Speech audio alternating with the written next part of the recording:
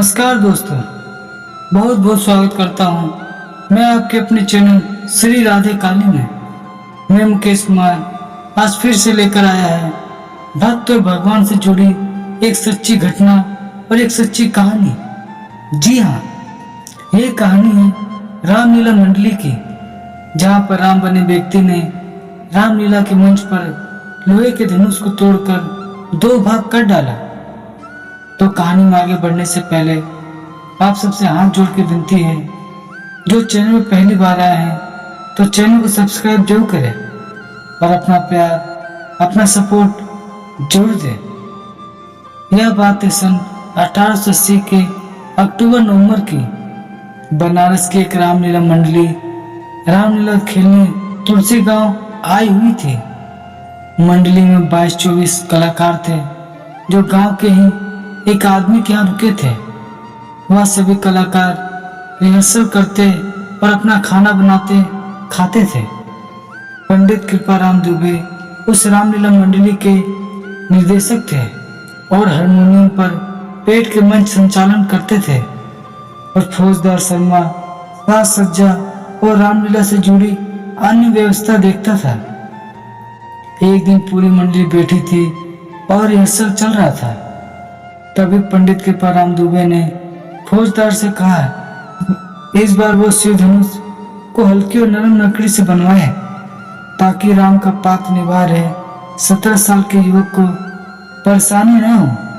पिछली बार धनुष तोड़ने में वक्त लग गया था। इस बात पर फौजदार कुपित हो गया, क्योंकि लीला की साज सज्जा और अन्य व्यवस्था वही देखता था और पिछला धनुष भी वही बनवाया था।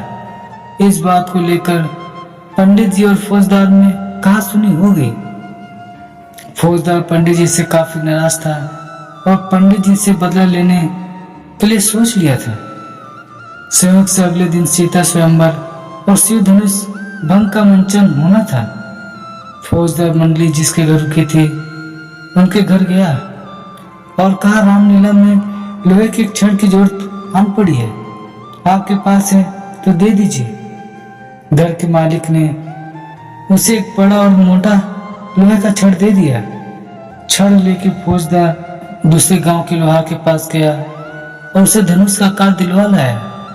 रास्ते में उसने धनुष पर कपड़ा लपेटकर और रंगीन कागज से सजा के गांव के एक आदमी के घर रख आया। रात में रामलीला शुरू हुआ तो फौजदार ने चुपके से धनुष को बदल दिया और लोहे वाला धनुष ले जाके मंच के आगे रख दिया और खुद पर्दे के पीछे जाके तमाशा देखने के लिए खड़ा हो गया। रामलीला शुरू हुआ। पंडित जी हारमोनियम पर राम चरणों में भाव विभोर होकर रामचरितमानस के दोहे का पाठ कर रहे थे। हजारों की संख्या में दर्शक शिव धनुष भंग देखने के लिए मूर्तिवत बैठे थे। रामलीला धीरे धीरे आगे बढ़ रहा था।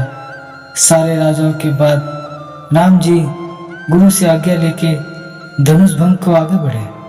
पास जाकर उन्होंने जब धनुष को हाथ लगाया तो धनुष उससे उठी नहीं। कलाकार को सत्यता का आभास हो गया।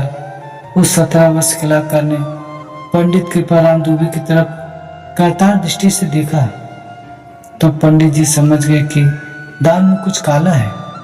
उन्होंने सोचा कि आज इज्जत चली जाएगी हजार लोगों के सामने, और ये कलाकार की नहीं बल्कि स्वयं प्रभु श्री राम की तो इन सारे बाजार में हो जाएगी। पंडित जी ने कलाकार को आंख से रुकने और धनुष की प्रदक्षिणा करने का इशारा किया और खुद को मर्यादा पुरुषोत्तम के चरणों में समर्पित करते हुए आंख बंद करके उंगलियां हारमोनियम पर रख दी और राम जी की स्तुति करनी शुरू की। जिन लोगों ने यह लीला अपनी आंखों से देखी थी, बाद में उन्होंने बताया कि इस इशारे के बाद जैसे पंडित जी ने आंख बंद करके हारमोनियम पर हाथ रखा, हारमोनियम से उसी पर दिव्य सुर निकलने लगे। वैसा वादना करते हुए किसी ने पंडित जी को कभी नहीं देखा। सारे दर्शक मूर्तिवत हो गए। नगाड़ से निकलने वाली परंपरागत आवाज भीषण विदंबी में बदल गई। पेट्रोमैक्स की धीमी रोशनी बढ़ने लगी।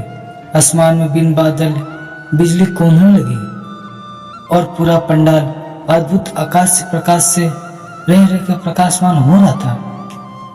दर्शकों को समझ नहीं आ रहा था कि क्या हो रहा है और क्यों हो रहा है।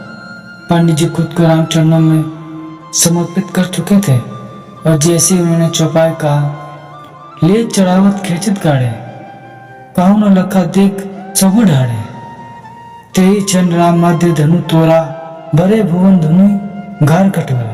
पंडित जी के चौपाई पढ़ते ही आसमान में भीषण बिजली कड़की और मंच पर रखे लोहे के धनुष को कलाकार ने 2 भाग में तोड़ दिया।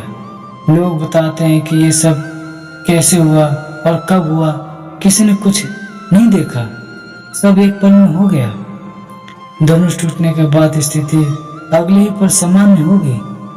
पंडित जी मंच के बीच गए और टूटे धनुष और कलाकार के सम्मुख दंडवत हो गए।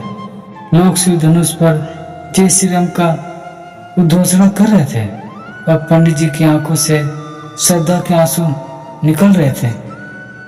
राम सबके हैं, एक बार राम का होकर तो देखो। बोलिए सियावर रामचंद्र की जय। उम्मीद करता हूँ आपको छोटी सी कहानी आपको अच्छी लगी होगी। तो मिलते हैं एक ऐसी सच्ची घटना, एक सच्ची कहानी में। जय श्री राम।